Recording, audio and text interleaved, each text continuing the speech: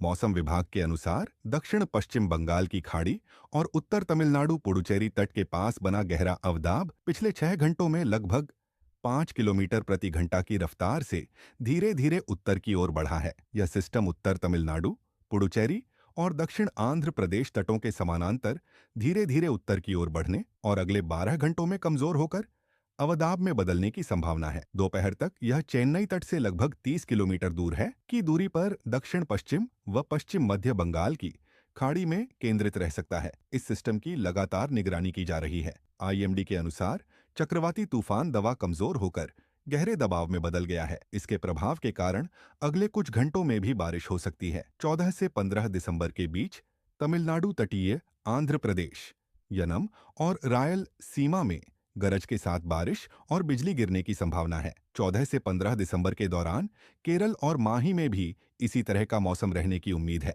चक्रवाती तूफान द्वा की भारत में एंट्री हो गई है। श्रीलंका में बर्बादी के बाद अब यह तूफान भारत में तबाही मचाने लगा है। भारत के तटीय राज्य तमिलनाडु, पुडुचेरी और आंध्र प्रदेश समेत कई और इलाकों में भारी से बहुत भारी बारिश हुई है। आने वाले 48 घंटे में और भारी बारिश की संभावना है। आईएमडी ने कई इलाकों में रेड अलर्ट जारी किया है। मौसम विभाग ने बताया कि दक्षिण चक्रवाती तूफान दत्वा के कारण 14 दिसंबर से 15 दिसंबर के दौरान तमिलनाडु में भारी से बहुत भारी बारिश हुई है। बारिश होने की संभावना है। 14 से 15 दिसंबर के दौरान तटीय आंध्र प्रदेश, यनम और रायलसीमा में बहुत तेज बारिश हो सकती है। 14 दिसंबर को तेलंगाना, 15 दिसंबर के दौरान तटीय तमिलनाडु में कुछ स्थानों पर अत्यधिक भारी बारिश होने की संभावना है। 14 दिसंबर से 15 दिसंबर के दौरान तमिलनाडु, तटीय आंध्र प्रदेश, यनम और रायलसीमा में बिजली के साथ गरज के साथ तूफान आने की संभावना है। 14 से 15 दिसंबर के दौरान दक्षिण आंतरिक कर्नाटक, 2 और 15 दिसंबर के दौरान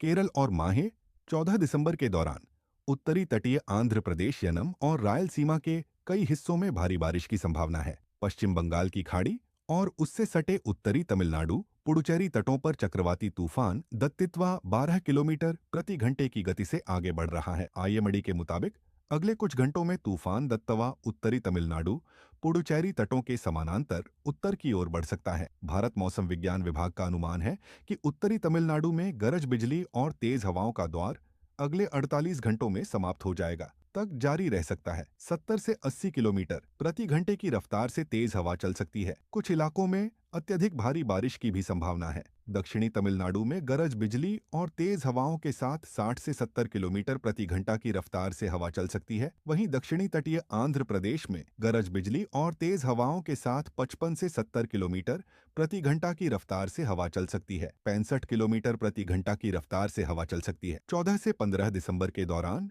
केरल और माहे में गरज के साथ बारिश और बिजली गिरने की संभावना है। मौसम विभाग के मुताबिक उत्तर, पश्चिम और पूर्वी भारत में अगले 48 घंटों तक न्यूनतम तापमान में कोई बड़ा बदलाव होने की संभावना नहीं है। उसके बाद अगले 3 दिनों में न्यूनतम तापमान में 2 से 3 डिग्री सेल्सियस की गिरावट हो सकती है। अगले 2 दिनों तक मध्य भारत में न्यूनतम तापमान में 2 से 3 डिग्री सेल्सियस की बढ़ोतरी हो सकती है और उसके बाद कोई बड़ा बदलाव नहीं होगा। उत्तर पश्चिम भारत में अगले 48 घंटों तक न्यूनतम तापमान में कोई बड़ा बदलाव नहीं होगा और उसके बाद अगले 3 दिनों में न्यूनतम तापमान में 3 से 4 डिग्री सेल्सियस की गिरावट हो सकती है। चक्रवात दत्तवा श्रीलंका में भारी तबाही मचाने के बाद अब भारत के दक्षिणी तटों पर अपना असर दिखा रहा है। तमिलनाडु, पुचेरी और आंध्र प्रदेश के कई हिस्सों में तेज हवाएं, लगातार बारिश और समुद्र में उफान जैसी परिस्थितियां बन गई हैं। मौसम विभाग ने हालात को देखते हुए कई जिलों में